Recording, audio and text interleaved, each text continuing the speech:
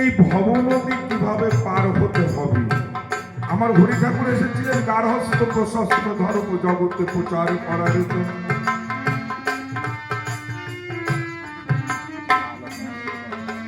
তাই সে গার্হস্থ্য ধর্মের মূল আদর্শ হরি বল।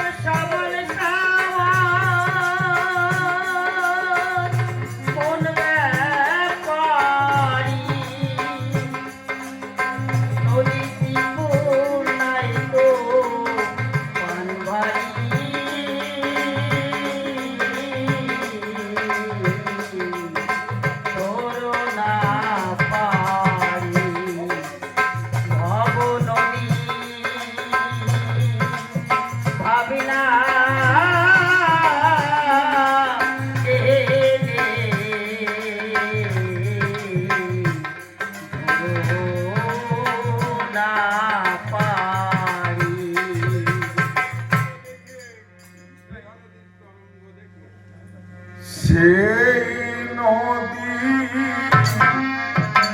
তরঙ্গ দেখে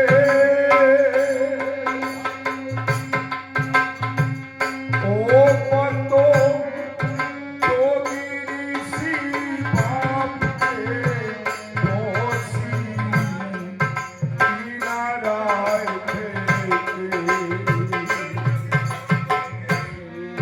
সেই নদী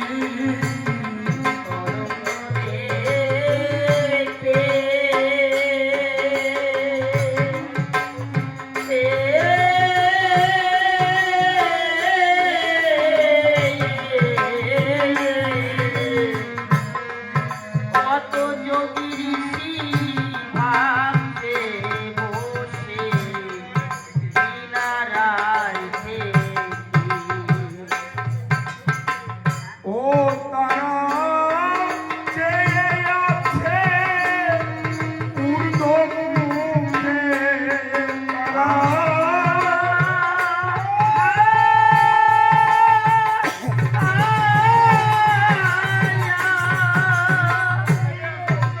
তারা চেয়ে আছে ঊর্ধ্বমুখে। ও তারা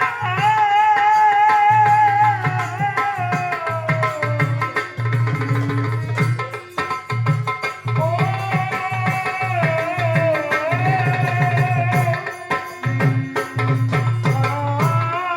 চেয়ে আছে ঊর্ধ্বমুখে বলে তারপর তো আয়াল হরি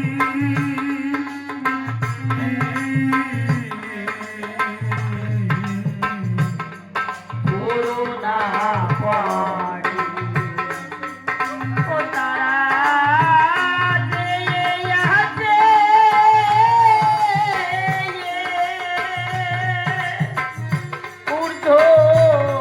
ঊর্ধ্বমুখে। পাহাড় করো দয়াল হরি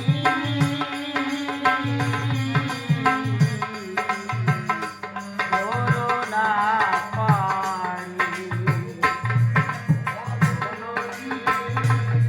ভাবনা জেনে করুণা পানি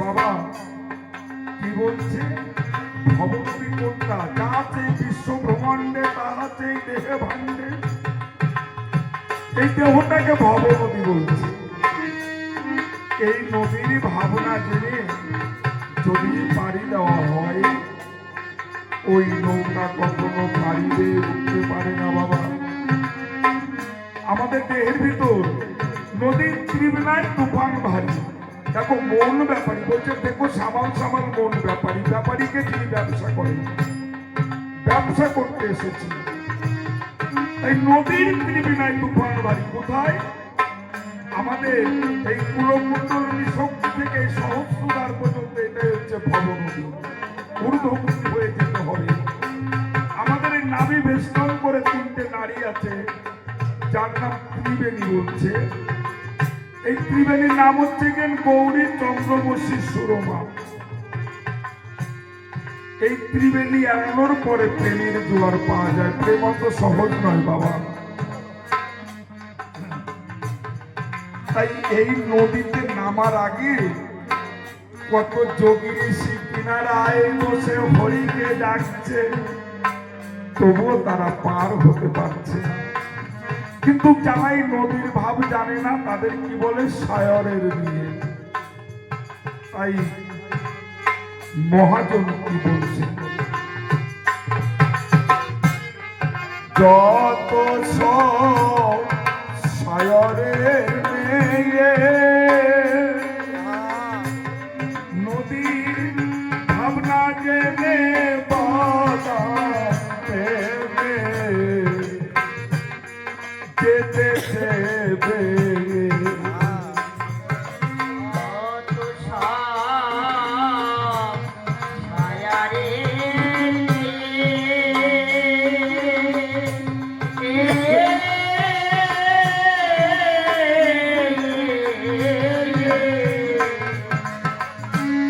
নদীর ভাবনা জেনে বাদাম টেনে যেতেছে আমার ঠাকুর দাদা যিনি আমার ঠাকুমার হাতটি ধরে এই সংসারে প্রবেশ করেছিলেন তিনি। সেই দেখা দেখি আমার বাবা আমার মায়ের হাত ধরে সংসারে প্রবেশ করেছে, আর সেই দেখা দেখি আমিও আমার বাবার বৌমার হাতটি ধরে সংসারে প্রবেশ করেছি। কিন্তু সংসার ধর্ম করতে হবে কিভাবে জানি না, একজনের দেখা দেখি আর একজন করছে। আমরা বিশ্বকর্মা পুজো করি না বাবা? আচ্ছা, এই বিশ্বকর্মার নাম কি? বিশ্বকর্মার তো একটা পদ। যেমন যিনি গরু রাখে তাকে রাখাল বলে, যিনি দুধের ব্যবসা করেন তাকে ঘোষ বলে, আর যিনি বিশ্বের কর্ম করেন তিনি হলেন বিশ্বকর্মা। আচ্ছা, তার নামটা কি আমরা জানি? বিশ্বকর্মার কি নাম কেউ কি জানি? জানি না। আমরা একজনের হাত ধরে মানে একজনের দেখা দেখি আমিও করে চলেছি।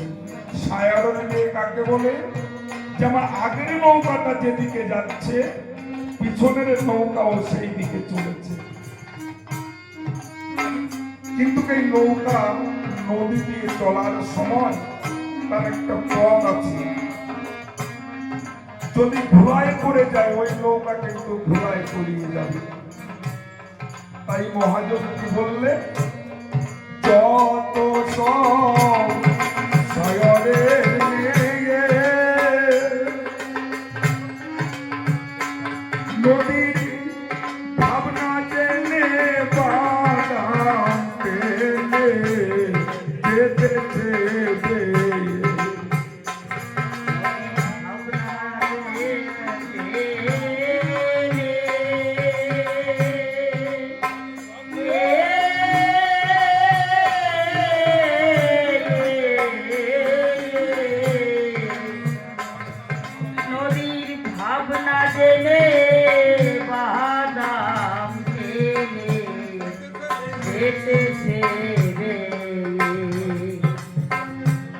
নদীর দক্ষিণ বাঁকে ভুলাই গিয়ে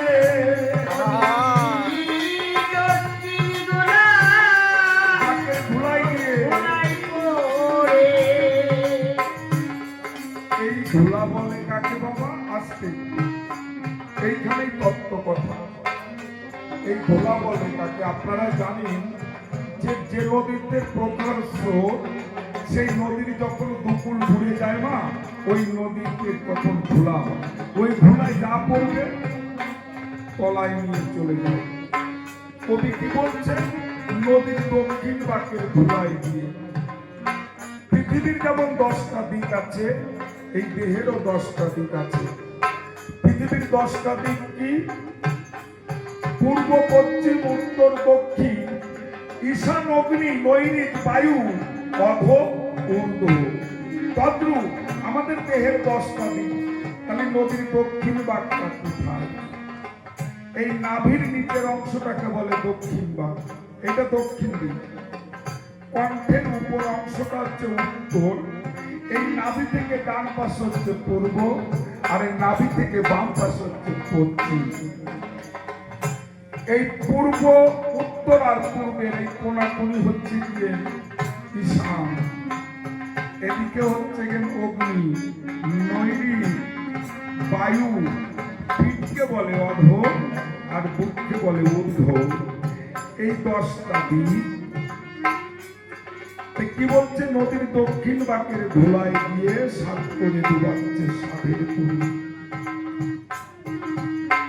তাহলে এই দক্ষিণ বাঁকের ধুলায় একটা কথা আমরা অনেকে বলি না, অশ্বিনী ঘোষের গান আছে না, যে কুহুকিনীর মায়ায় পড়ে কামিনী কালনাগিনী ধনিনীর বিশাল বিষ, তাই না? এই কিছু কিছু গান আছে, এই নদীর দক্ষিণ পাকের ধুলা বললে আমরা মনে করি যে মায়েদের প্রজনন যন্ত্রভূমি আর পুরুষের প্রজনন যন্ত্র। না বাবা, কবি কখনো কোনো জাতি নিয়ে কথা বলে না। কবির কলমে নারীও নেই, পুরুষও নেই, সবাই সমান। তাই এই নদীর দক্ষিণ বাঁকের ভোলাই গিয়ে কুহুগিরির মায়ায় পড়ে, বিজ্ঞান বলছে মানব শরীরে ৭২,০০০ নারী আছে, তার ভিতর আমরা ১৪টা নারীর নাম জানি। তার ভিতর ৩টে হচ্ছে প্রধান, ইরা, পিঙ্গলা, সুষমা। আমাদের ২ কানে ২টো নারী, ২ নাকে ২টো নারী, ২ চোখে ২টো নারী, লিঙ্গমূলে ১ নারী আর গুহ্যমূলে ১টা নারী। তো মূত্র বহির্গত হয় যে নারী দিয়ে তাকে বলে মূত্র নালী। আর পুরুষের পুরুষত্ব অর্থাৎ বীর্য বহির্গত হয় যে নারী দিয়ে, সেই নারীটার নাম হচ্ছে কুহু নারী। কুহু, এই কুহুগিরির মায়ায় পড়ে মানব জীবনটাকে তছনছ করে দিচ্ছে। তোমার ঘরে যে নারী আছে ওই নারীর মায়ায় পড়ে না বাবা, এই কুহুগিরির মায়ায় পড়ে।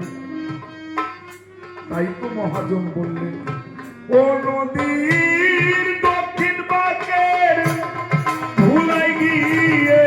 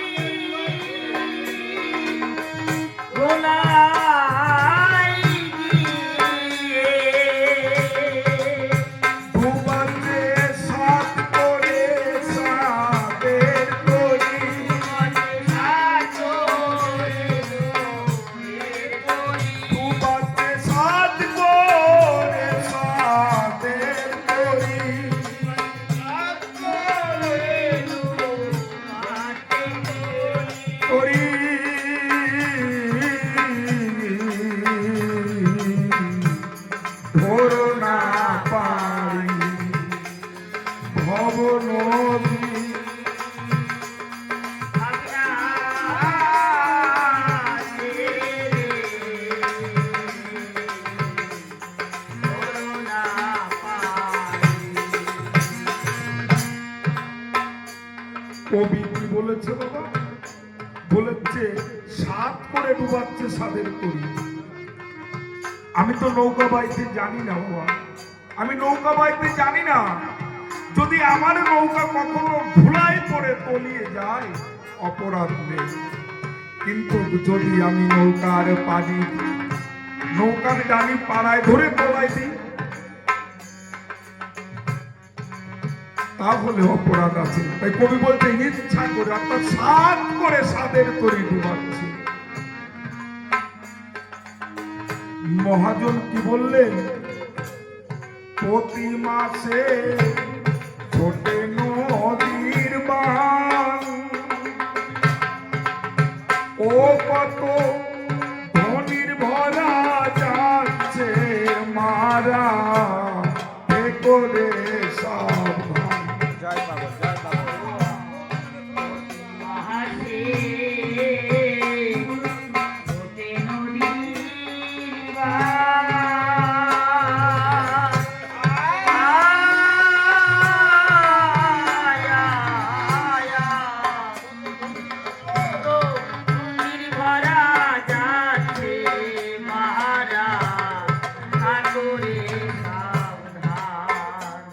বাবা মাস কতদিনে হয়? 30 দিনে, তাই না? কিন্তু এই মাস 30 দিনে হয় না, এই মাস হয় 28 দিনে। কেন 28 দিনে, 30 দিনে নয় কেন? কারণ প্রথম যখন গণনা হতো তখন তিথি ধরে গণনা হতো, তিথি ধরে। অর্থাৎ এই 28 দিনে 30টা তিথি ঘুরে যায়, তাই মাস বলা হতো। 30টা তিথি ঘুরে যেত, তাই মাস বলা হয়। তাই মায়েদের ধর্মচক্র এই 28 দিনে ঘুরে, 28 দিনে মায়েরা ঋতুবতী হয়। বাউলের গান আছে না যে মায়েদের ঋতু প্রতি মাসে পুরুষের ঋতু কোন দিবস? তাহলে এবার বলতে হবে এখানে যে পুরুষের ঋতু কোন দিবস হয়, তাই না? মায়েরা মায়েদের এই ধর্মচক্র ঘুরে 28 দিনে মায়ের ধর্মের উপরে আছে, তাহলে পুরুষকে অধর্মের পথে চলছে না বাবা। শাস্ত্রে বলছে যে পুরুষের ধর্মচক্র ঘুরে 29 দিন 6 ঘন্টা, 29 দিন 6 ঘন্টা। এবার বলি, মহাজনেরা বলেছে মাসে 1 বছরে 12, তার থেকে যত কমাই পারো। গার্হস্থ্য ধর্মের মূল আদর্শ মাসে 1 বছরে 12, তার থেকে যত কমায় পারো। আমার গুরুচাঁদ ঠাকুর কি বলেছে? বলেছে বাবা, 1 মাসে 1 বার ঋতু রক্ষা ধর্মসার, তার থেকে কম যার সে জানবে আমি তার।